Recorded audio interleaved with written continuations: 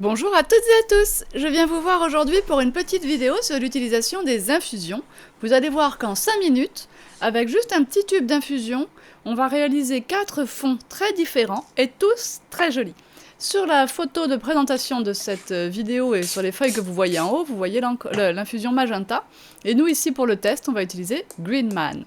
Ici, j'ai vaporisé un petit peu d'eau sur un papier aquarelle et je mets quelques miettes de cette infusion. Je rajoute un tout petit peu d'eau dessus et je décide d'un décor complètement minimaliste en laissant ces infusions travailler comme ça, sans les étaler et sans mettre trop d'eau. Il est indispensable d'ouvrir le flacon comme vous le voyez ici, avec un petit trou dans le bouchon.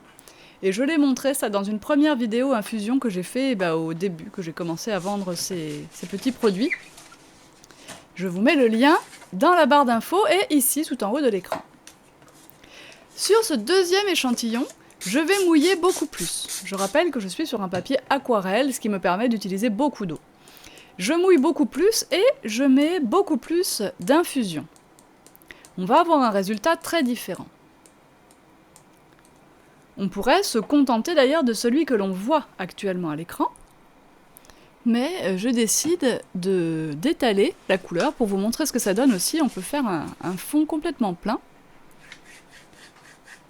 Et alors, toutes les couleurs incluses dans notre petite poudre Green Man vont toutes se révéler. On voit un peu de jaune, on voit le marron, bien sûr, du brou de noix. On voit ce bleu-gris, ou ce gris-bleu, comme vous voudrez. Et je vais intensifier un petit peu la couleur par la suite, en rajoutant de l'eau et en rajoutant un peu de poudre.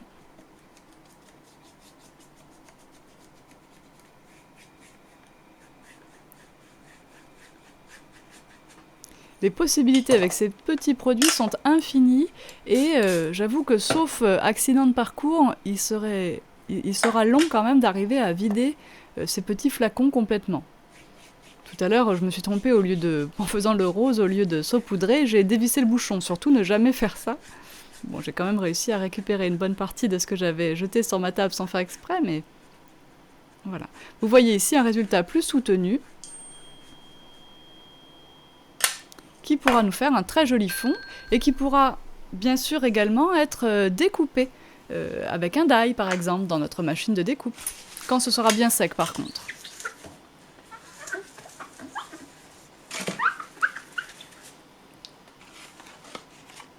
Voilà, nous avons fait les deux premiers exemples, enfin j'utilise les mêmes techniques que ce que je vous ai mis sur la photo. Donc nous allons maintenant travailler avec du gesso. Les plaques en verre vont arriver, hein. Elles sont réservées, elles devraient arriver début avril au magasin. Croise les doigts. Hein. Alors ici, je mets un petit peu de poudre. Vous voyez que j'en mets pas beaucoup parce que toujours pareil, on peut en rajouter, on peut pas en enlever. Hein. Et je prends ici un pot de gesso. Un gesso, n'importe quel gesso, hein, de toute façon. Et, comme je fais le même exemple, voilà, je vais mettre dans le même sens que tout à l'heure. Et je vais passer comme ceci. Alors je vais passer toujours dans le même sens, pour obtenir un genre de traînée, toujours dans le même sens. Et surtout, je vais éviter de passer trop souvent au même endroit, pour garder justement, des marques, des traces. Si je passe trop souvent au même endroit, alors je vais obtenir une couleur unie, un mélange de tout ce que contient notre petite infusion. Sur le bas ici, je décide d'en mettre un peu plus pour vous montrer la différence.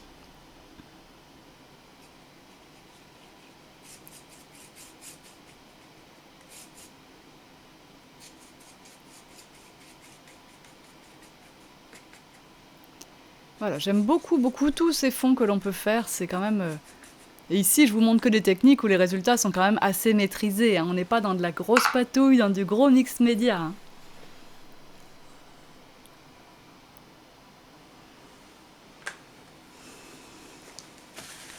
Allez, un petit coup de nettoyage, comme d'habitude. Et on va passer à la dernière technique, et c'est peut-être ma préférée. Enfin, c'est difficile de dire ça, parce que franchement, je les aime toutes. Mais la dernière, je l'aime bien, et elle a un avantage par rapport aux autres.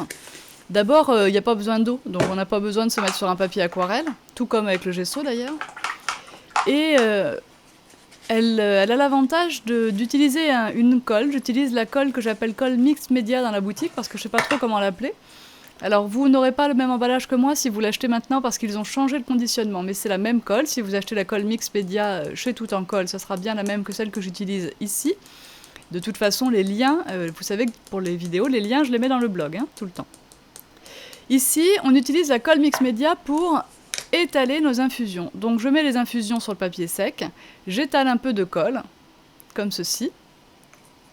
Alors bien sûr vous apprendrez à doser la quantité, j'ai la chance de commencer à avoir l'habitude, donc je maîtrise à peu près le dosage. Et là vous allez étaler, tout comme avec le gesso, toujours dans le même sens. Donc je reviens sur l'intérêt principal de cette technique, c'est que comme vous collez vos infusions, eh bien elles seront protégées de toute réaction ultérieure avec toute autre projection d'eau. C'est-à-dire qu'ici, elles sont fixées. Pour les autres techniques, vous aurez à utiliser un vernis et en spray pour éviter de les faire glisser, pour fixer votre travail. Et ici, voilà le résultat que vous obtenez. J'ai choisi de passer vraiment très peu de fois au même endroit pour obtenir de longues traînées. On peut passer un petit peu plus. Et si vous utilisez d'autres genres de colle, eh bien selon leur composition, et notamment leur composition en eau, vous aurez un résultat différent. Par exemple, avec le vernis-colle, je n'aime pas trop, je trouve que c'est trop aqueux comme produit. Voilà, alors j'espère que ça vous a plu, que ça vous donne envie d'utiliser vos infusions un petit peu différemment, ou d'en acheter d'autres. En tout cas, croyez-moi, utilisez ces petits produits qui sont pour une fois pas chers du tout. Faites-en des découpes, des fonds de cartes, des tags pour vos albums. Et dites-moi ce que vous en pensez. Partagez vos travaux dans le club Tout en Colle sur Facebook ou sur Instagram avec le hashtag Tout en Colle. À très bientôt. Bye bye.